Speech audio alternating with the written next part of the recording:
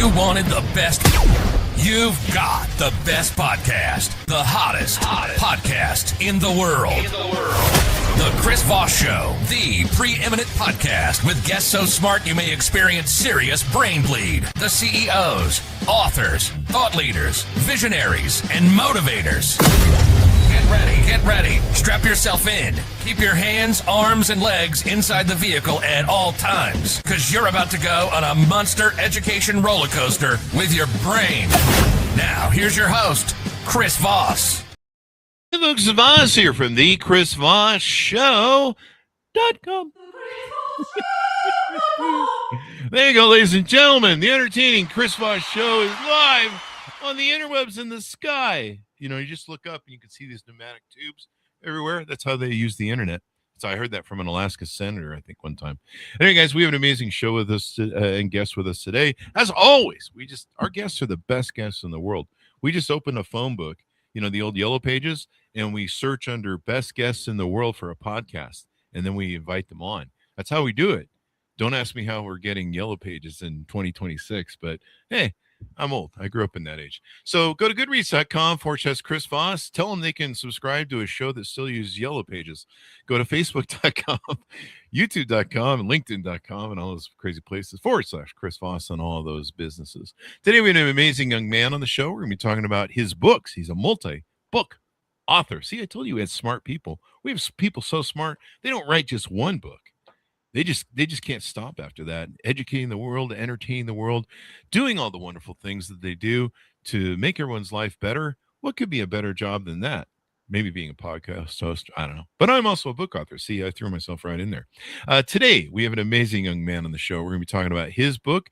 Sherfey joins us. Sherfey joins us on the show. We're going to be talking about his book called The Fox's Tale, out on paperback May 6th. 2024. You can also get it on the Kindle if you want to do that electronic reading there as well. So we'll get into it with him and his book, talk about his other trilogy series and everything else. So with Jay, his writing is shaped by his life's trials and triumphs, including surviving cancer twice. He believes in seeing the world as it is and strive each day to grow in wisdom and gratitude. His two adult children, Kristen and John, keep him young at heart, while his wife, Claudia, keeps him grounded. He enjoys a surprising amount of luck and has worked hard his whole life to make sure he took nothing for granted. His first career was a semiconductor engineering, and he hopes his second is a successful author. Well, he's doing great so far. Welcome to the show. How are you there, sir? I'm doing just fine, Chris. Thanks for having me on. Thanks for coming. It's glad to have you. And give us any .coms or social media sites, wherever you want people to find you on the interwebs. jsherfeytales.com is one possibility. And then, of course, they can find my books on Amazon and Kindle, as you described it. There you go. So give us a 30,000 foot, if you would, view of your book, The Fox's Tale. Well, first of all, The Fox's Tale practically wrote itself. It was fun to write. There were a few places where it was a little tough to write. And that's because the basic foundation of the book is what happened to me in my life. And any author who's being honest with you will say that their main characters are composites of things that actually happened to them, which is what makes characters realistic on the page and keeps readers reading. And I'm all for that, definitely. The Fox's Tale is a fantasy. It's basically a story about the arrogance of power, mixed in with a lot of twists on historical things that actually happened.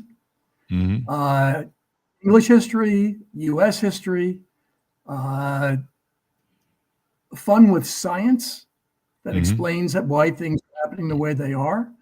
So I pulled from my engineering background and from my love of history. I read a lot of history, and piled it all onto this book. Now, some of the hard parts in this book had to deal with the honesty. I grew up in an alcoholic family. And with that being said, I know something about dealing with people who are alcoholic. And there are scenes, excuse me, where my main character, Jack Fox, has to deal with the reality that he's alone. He takes care of his friends. He takes care of his alcoholic mother. But when he looks behind him, there's no one there to catch him. There's no safety net. He's got to do it himself or it doesn't happen. And when you're 14, 15, 16 years old, as my character is, you shut down. Not so much shut down in terms of don't do anything. You shut down emotionally. Yeah. And there are scenes in this book where he opens back up, and they're very emotional, and he does find someone who's there for him. So it gets really interesting. I really enjoyed writing it. There you go. One other little twist. Go ahead. I was just going to interject my next question, but please, can you expand on the twist? Yeah, the other twist is having such a physics, math, engineering background. I don't have a lot of things to say about organized religion, nothing that I participate in at all. And in my story, I actually create a superior being who is accessible, who does answer the phone, so to speak. He takes phone calls. And which very often does not happen with us. And it sort of rubs me the wrong way, because when you study physics, you learn a lot, but you also learn about what you don't know. We are the pinhead of a needle in an ocean. How can anyone say there's a supreme being when there's so little we know about this world, about the universe? We know there are a billion galaxies out there. We can't be alone. The question is, religion leaves me a little cold when it comes to things like that. You and I, an atheist, yes, you and I. I try to be as generous as I can, with understanding that this life is hard and it's challenging, and it's not really designed to be fun. It's a survival experience. As soon as the universe decides, well, you're not really contributing that much, we'll take you out. And there's horrors. There's things that can happen. You can be in my lion tomorrow, right? And True. and so I try to be generous, and look, a lot of people got to figure out a way to get through life, and if this is the lifeboat log they need to hold on to in the Titanic water as it sinks, that's fine. But the problem that I think I have, and maybe you have the same, is when you start trying to shove it down everyone's throat and force everyone to live your way, and then it's kind of a problem. But that's exactly that's exactly the history of the Catholic Church is exactly that. Believe or die. Right. But I totally agree with you. My comments are for me personally. I will not denigrate anyone who feels they need to go this way. You got to make your own choices. You have to deal with the reality. It's just, please keep it to yourself, people. I don't. A lot of people don't even know I'm an atheist. I mean, we have lots of religious people that come on the show and talk about their wares, and I'm respectful, and that's what they need to believe to get through life. Hey, it's scary. I mean, if you really sat down and you look at life, it's freaking scary, and it's high risk, and there's no do-overs, and if you fuck around and find out, it's death. So exactly. And you could be the best person in the world. You can be the most, whatever you want to call it, that you think makes you exceptional or morally above everyone else. But if a bus decides to run over you one day, then that's the way it's going. So anyway, we're probably diverting a little bit, but you built this into the book, which is kind of interesting. It would be interesting to see what a superior being, that has a 1-800 line or takes emails or faxes would be like. So, I mean, that would kind of change the landscape a little bit of us atheists. So, we could at least be like, well, he's real. We can hear him on the other end of the line. I don't know. Yeah. So Jack Fox, this is a young adult fantasy. What ages do you think this is targeted towards? Oh, I would say from teenage right through adult, because there are some adult themes in here on religion for one. Mm-hmm. Certainly the emotions and the dealing with an alcoholic family. That's an adult thing, although it happens to teenagers too much, Yeah. in my estimation. Do you talk about alcoholism issues or scenarios in the book? Yes, Mm. yes. Jack Fox's mother is the alcoholic. His father Mm-hmm. is hardly there to be found. So it's a Mm-hmm. very broken family. Wow. And and Jack and his family live in a place called the South, Mm-hmm. and there's a place called the North. And playing around with history, U.S. history, what I've done was there was a civil war 100 years ago where the South said, no, we don't want slavery, but the North did.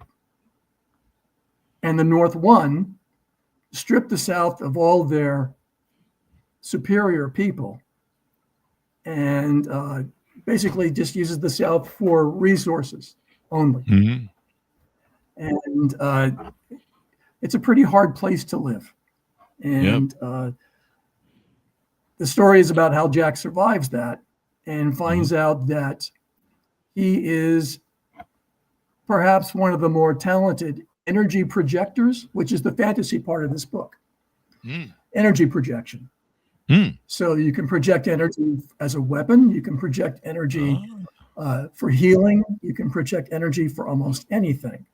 And the question is the arrogance of the North, who think they've got all the energy projectors on their side and will do what they want to the South. And the South finding out that, here's the science, genetics will not leave the South without another generation or two of projectors. It just won't. And so you have Jack Fox come along. And he turns out to be a superior projector. And then the story is, how does he deal with the North? And how does he deal with his family? And basically finds himself. How does he get by his own psychology? And that's basically the story. There you go. So would you call these guys, like, I don't mean to say that your book is like this, but would an example of this sort of unique individuals that have special powers be kind of like, you know how like the X movies, they, you know, there's certain mutants, there's people who have these mutant abilities that are special. Is that kind of maybe same way some of these projectors are? There's certain people that have it and some people don't, or does everyone have it? Some people have it and some people don't. And in the North, if you don't, they think you're useless. Oh, wow. And some of the children of the Northerners went south because the South supposedly doesn't have any projectors. And they're not, they're a lot more flexible in how they deal with people than the North. The North is extremely arrogant. They've got all the power, they think. Which is not unlike some politics today. Yeah. Well, it seems like they have all the power. I mean, it's a little hard to find them these days when they've got drones. Now you set this in a scenario, and I'm just going off of the PR sheet here, so correct me if any of this is wrong. But you basically built this world with defined geographic boundaries where a bloody civil war was fought 100 years earlier and still reverberates across the land. You give an example that it take the history of the British Civil War in the 1600s, the American Civil War in the 1800s, combine them, mix well. But in this case, the South lost, but the North has slavery instead of the South having slavery, I guess. Is that correct? Exactly. Okay. Yeah. So they're still reverberating. It's fun when you can play with history. Oh yeah. Flip it on its head and spin it some way, you know. Yeah. I mean, even in real life, people are always like, what would happen if the South would have won? You know? So there you go. Now there's some interesting aspects of characterizations you give to the people in the North and like the people in the South, women and male leadership. Tell us about some of that you have in the book. In the North, they have a culture which is very 1950-ish U.S. Women were appreciated, but they weren't allowed to really run anything. It's only been in these later years that women have been able to step into power positions. So the North is like that. There are two characters in the North, Anna and Robert Forrester, who are in their 80s, who become very much entwined with what's happening in the South, and they wind up meeting Jack Fox, because Jack Fox turns out to be a single individual that was forecast to come 30 years earlier, that he would exist, and he would straighten things out according to the prophecies and various individuals who forecast that kind of thing, in my story at least. And it goes on like that. Now, the South absorbs all of the non-projectors. They don't know that they've actually got projectors. And part of the story is Jack Fox finding them. There's a scene in the book where he's talking to Gracie Hargreaves, an adult who is very helpful with him and his family. And Jack is using his projector power to spill sparks on her and everybody in the room. And he turns to her and says, "Gracie, shields up." And she projects a shield. And she wasn't supposed to be able to do that. None of the Southerners were supposed to be able to do that. But we find out that, yes, they can do that and that they are there. And we have another major battle between the North and the South. The North coming down, thinking they can just roll over everybody, and finding out very quickly that no, they are not facing a rifle-toting non-projector population. Although there are regiments of riflemen, and they do play a part in this battle, because this Northern arrogance says we don't need rifles. We can project all of this. We just project or use our superpowers. Exactly. There you go. Yeah, and that was a fun point, right? I don't ever need a gun. I just fart a lot. So if you want to get near me, good luck. Go ahead. Put me in your police car. No, I'm just kidding. I just barely got a puppy a couple weeks ago, as you know, and the farting of the changeover of the food is still like 2 weeks. Just like I've had to get up out of bed and go in the other room in the middle of the night because it's just nuclear. Right. So there you go. That's where that joke. I'm just telling you where that joke originated from, folks. I don't really have right now. Everyone's going to write me and tell me how to fix my gas problem. But unless you know how to do it on a dog, good luck. So this gentleman grows up. Is there a potential? I think we talked before the show. You have the other book series, the trilogy. We'll get into here in a second. Is there a potential that you could be extending this character into further novels and the character extensions? Yes, it's completely possible, because after the battle comes to fruition, Jack has to decide what's going to happen next. And he asked Gracie, "What do we do now? And doesn't this stop?" And she turns to him and said, "No, it doesn't." And that's how the book ends. And so the question is, right. It goes, it could very easily go into another book to deal with the politics and the building of a nation. Why? As you set yourself up for that? Yeah, I did it on purpose. Very well. Well, you've done one trilogy. Do you want to do? Should we plug the other trilogy? Do you want to get into that? Yes. there's other two books I've written. It's a trilogy. I haven't finished the third book yet, but it's the Misunderstood trilogy. And the first book is Healing Jason Sutter, and the second book is Nothing to Joke About. And the story here is in a normal, let's say, a normal life where we're all doing our own thing, going to work, going to school, whatever. What if there were a population, small communities of telepaths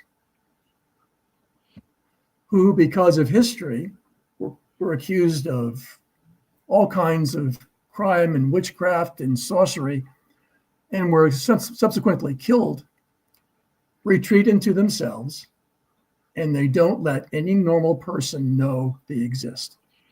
They can wipe their minds, they can do whatever they want and turn around, and any normal people that are there will have not seen anything. They will not know that they exist.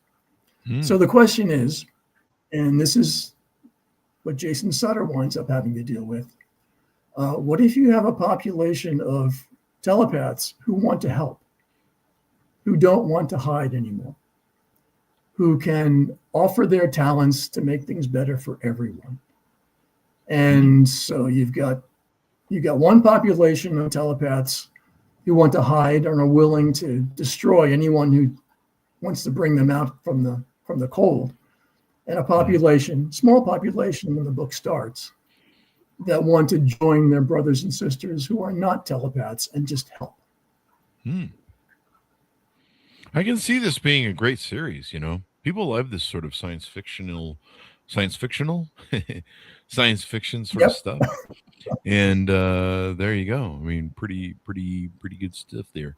And so all that. So in the Misunderstood series, give us more details on how this works. Tell us about the books. What are the three books entitled so people can Google them? Okay, well, the Misunderstood Healing Jason Sutter is book 1. Misunderstood Nothing to Joke About is book 2. Book 3, which is not finished yet, will be Misunderstood Endings and Beginnings. Okay. Okay, so Healing Jason Sutter it's a play on words. Jason's mother and father are confronted, or about to be confronted, by an overwhelming force of telepaths who don't want to come out of hiding. And so they basically have to protect their son. And so to do that, they take away his knowledge of his abilities.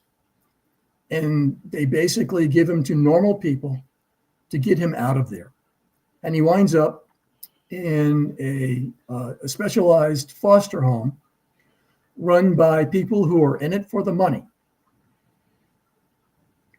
And then the rest of the story is how Jason stumbles into knowing what he can do and how he, without trying, heals those around him. And the story ultimate being healing himself.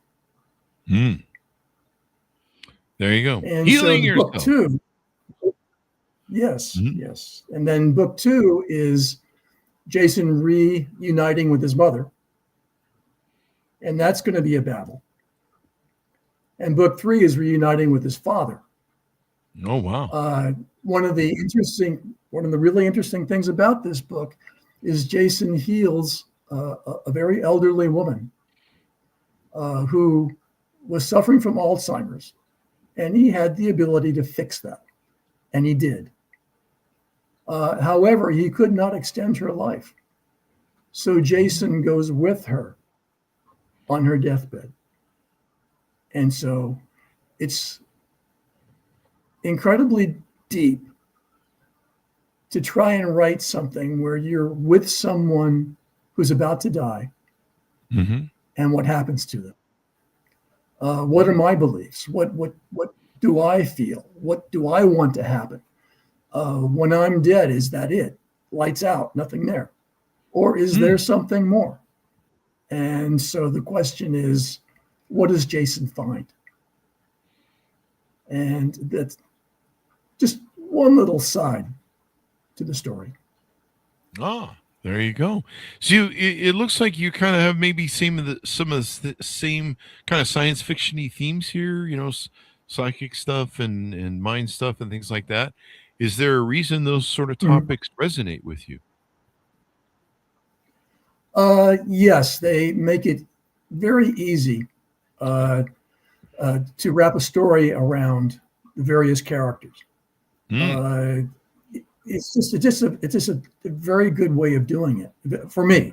It works Hmm. really well for me. Oh, there Um, you go. there are other authors who used other things, uh, like real magic and things like that. But this works better for me because in the Misunderstood series, we're dealing with regular people. They just happen to have this ability. Hmm. Yeah. And in uh, the Fox's Tail, well, that's a completely different world, Mm. and I can do what I want with it. There Oh. are certain rules for Misunderstood that I can't break. Otherwise, the story loses its continuity. Mm. There you go. Do you see that one continuing beyond trilogy? The Uh, fourth, fifth? it's possible. It, it, it, it Mm. it depends. It depends. I'm working on finding the ending for endings and beginnings. There you go. So We we'll have to see how that.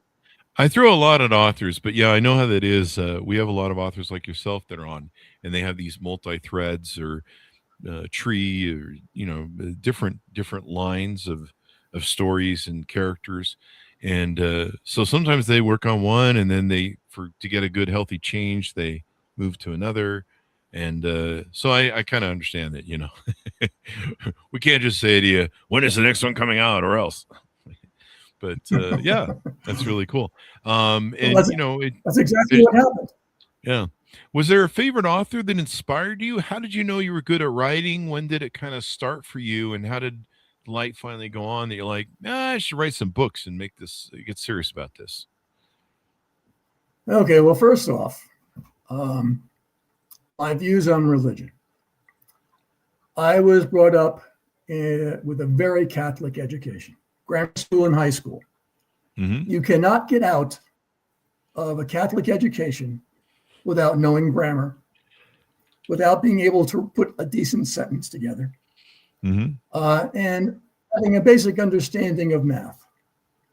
Hmm. If you go beyond that, well, that's fine, but those are the basics. And of course, they pound religion into you Yeah. as pleasantly as possible. As pleasantly as Um, possible. With rulers, I hear. I don't right. know. Yes. But that's where the writing started. Although stumbling into math and physics and engineering, God, I had so much fun. God, that was a blast. I, Hmm.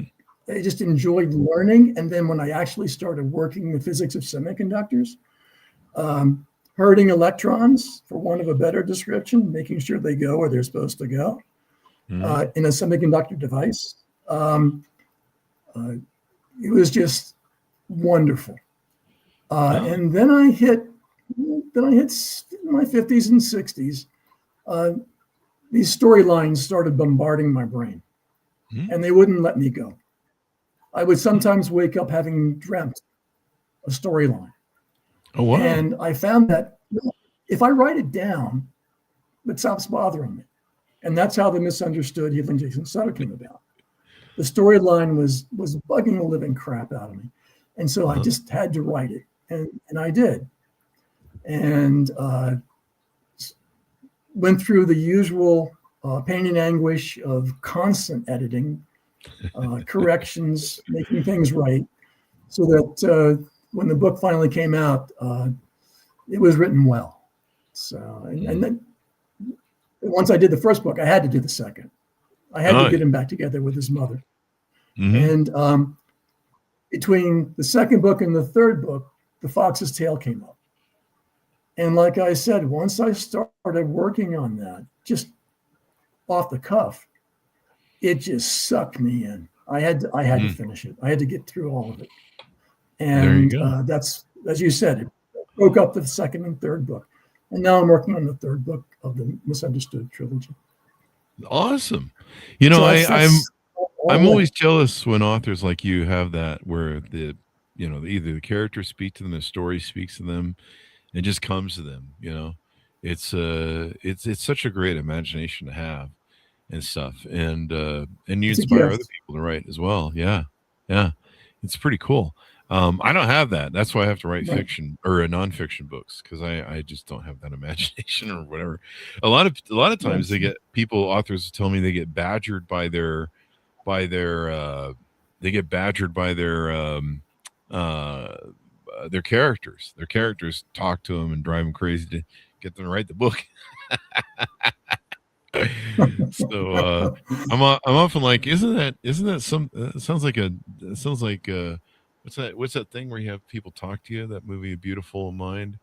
I can't remember what psychopathy it is. Anyway, so any Oh, other future?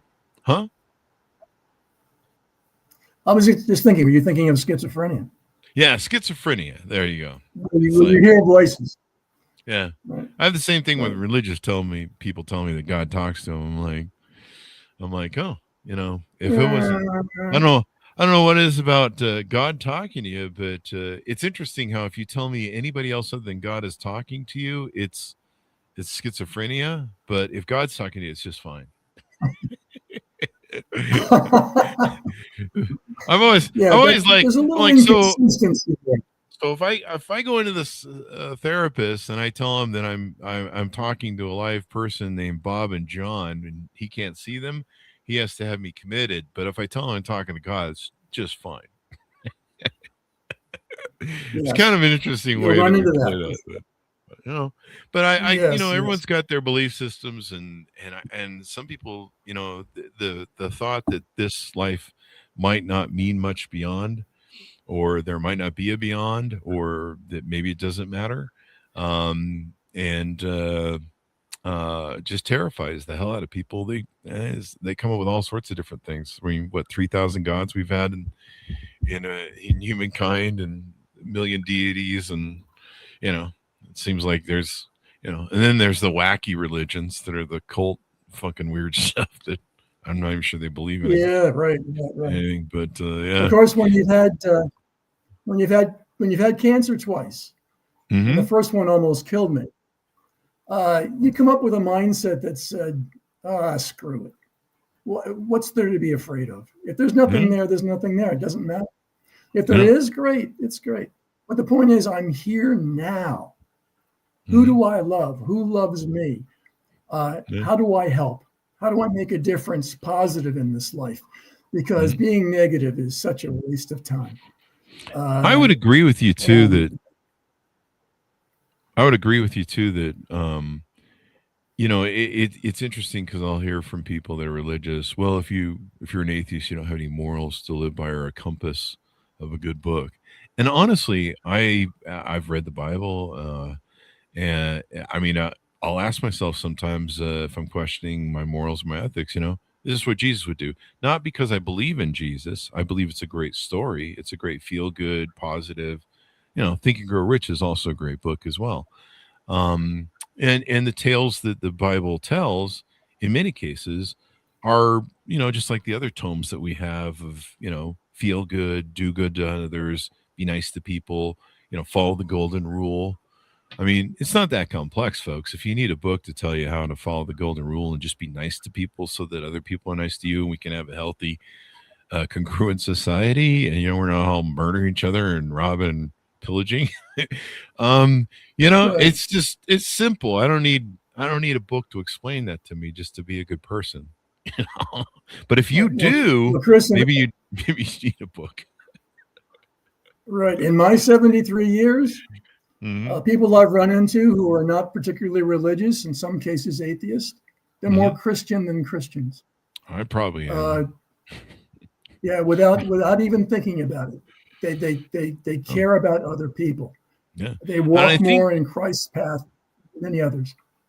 And I was trying to build on what you were saying, because you were talking about how your experience made you care more about what's here, and I found that does that for me as an atheist. I realize there's a time I'm born, and I hit the biggest luck lottery in the history of the universe by being born.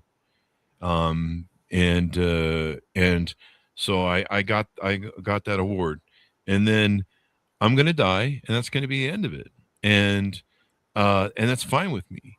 But what I do here is the things that people remember me by, and hopefully I leave the world in a better place than when I came to it, or at least I made an imprint or had an effect that was positive, and that people will go, yeah, Chris Voss was a cool dude and he tried. Have I been perfect? No, but no one is. But I also don't behave in a way that where I just be an asshole and then go apologize for it on Sundays. And then I just go be an asshole. Let me say this. Let me say this to everything you just said. Amen, brother. There you go. There you go. Well, Jay, wonderful stuff on the books. I'm glad you use it as kind of a way, maybe therapy for, growing up in an alcoholic home, and maybe that can help others in how to get through that journey. I hope. We'll see. There you go. There you go. My mother grew up in an alcoholic home, and I was engaged one time to a gal who was a weekend alcoholic, and she kept it very hidden. It took me 6 months to figure out what was going on and why I had this Dr. Jekyll, Mr. Hyde person, in my house. And there's some people that can drink alcohol or take drugs and they have a really good time, and we all are happy and have fun. And there's some people that can take it and they become just the worst people ever. Dr. Jekyll, Mr. Hyde.